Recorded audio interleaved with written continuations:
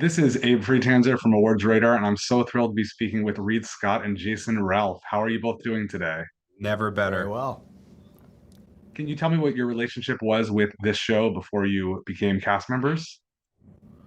I'll let you go first. I'd been around the show for a while, the show is like definitely a family, and getting to finally kind of like come and like be a part and like play with all these people that I've gotten to know over the years honestly was like a real gift, and I thank Amy and Dan for including me. Yeah, it was a wild ride and just like absolutely lovely.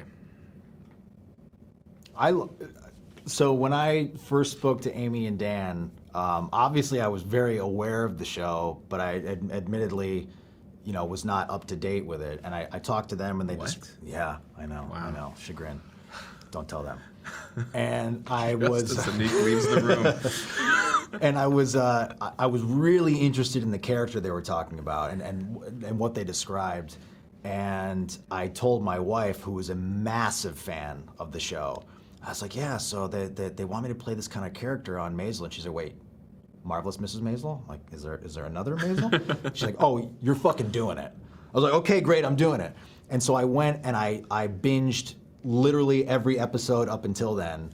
And I was just hooked, absolutely hooked. The writing was second to none.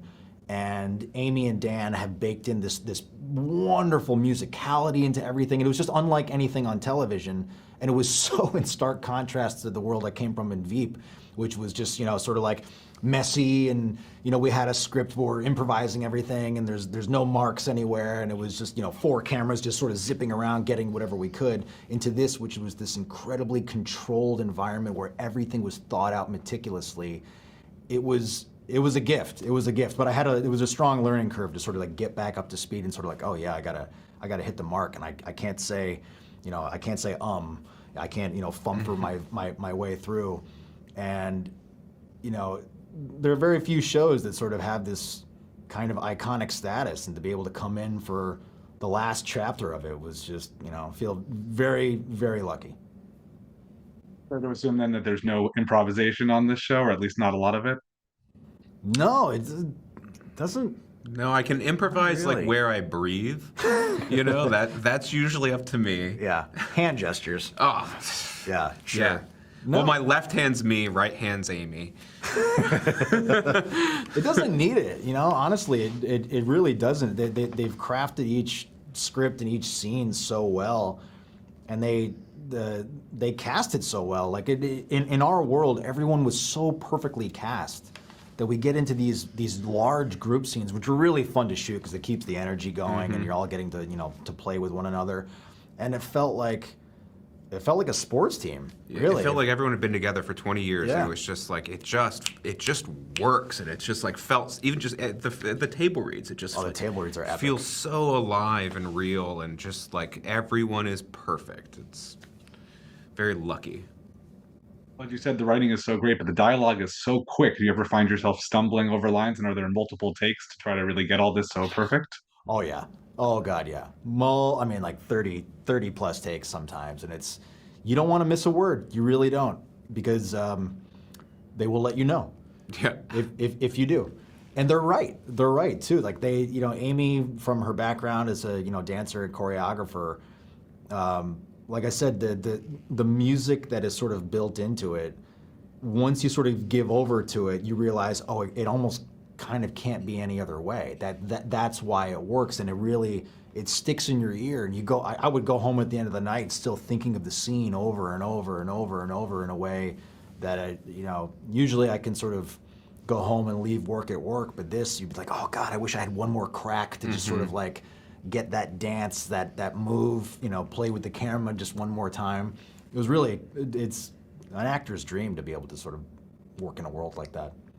I was like concerned that I wasn't going to be able to speak fast enough for it, which quick. I guess is like sort of dumb because I think I probably speak kind of quick anyway.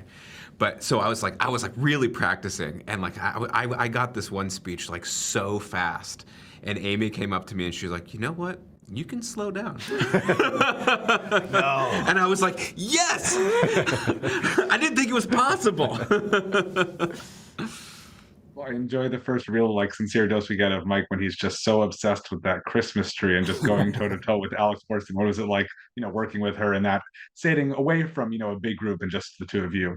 Alex is a constant treat. I like love working with her, and yeah, I mean, like, there's something about those two characters that just like ignite each other.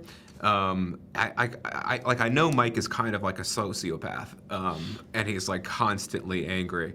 But there's something about being around Susie that just like amps it up to 1,000. And it was just like very fun and honestly like just really like easy and natural.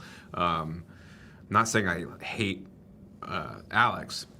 She like brings out the fury in me, but there is something about our chemistry that does that to each other. And is Gordon, were you instructed to base him on anyone in particular? And did you look to your own influences of people either from this era or later on, comedians and hosts, etc.?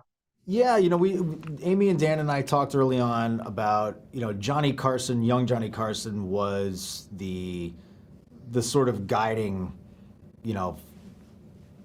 rod of the whole thing. So that's where I started. A lot of it was based on him, but also, early, Steve Allen, Jack Parr, a little bit of Jack Benny. So I did a deep dive on all these guys who I was already, huge fans of, through my parents and my grandparents and, me coming of age. These are the guys that I sort of, really revered. So, but I really wanted to be careful to stay away from, mimicry. It wasn't about trying to find like mannerisms or, little, voice things here and there. I got to create something like, completely new out of it, which is a real treat. But more interesting to me than the on-camera persona of these guys was what they were like when the cameras were off. And that's really where the meat of the Gordon Ford Show story within Maisel really lives. That's the stuff that I can't wait for people to see because, I was a huge fan of Larry Sanders Show, which, kind of gave TV audiences a sort of, peek behind the curtain. But what it was like specifically for this kind of show in the 60s when they're breaking this new ground for the first time, really inventing the format, is so fun to go back and think about what it was like, the pressure that they were under as a show to succeed. And they, there's an episode where, we're number one, and the absolute jubilation that the entire show, they just flip out that they finally, like, they cracked it, they did it, which was a huge feat back in those days. And it meant a lot to these guys because what they were trying to do, it wasn't not just to entertain, but also to educate and really, change a national conversation. That's what these guys were up against, and it was really fun to explore. We don't really have that today. Do the ratings run? The like. It doesn't matter the same way. Yeah. It's different now. It really is. It's important, but not as, end all be all as it was back then. Yeah. Yeah. You guys were also talking about a streaming show, and that's a whole new, completely different. No different commercials. thing. Right. We're not selling toilet paper. Well, I guess it's Amazon, so maybe. We're selling literally everything. We're selling everything. You've mentioned that the show has such a great cast, and it really does, but because of the nature of your roles, you obviously don't get to interact with anyone, with everyone. Is there anyone in particular that you would have loved to see some, twisted alternate universe storyline where you could have, shared a scene with a certain co-star? Oh man, any of them really. I mean, Tony's a legend, and it was tough being such a fan of his and really only getting to come into contact with him at the table reads.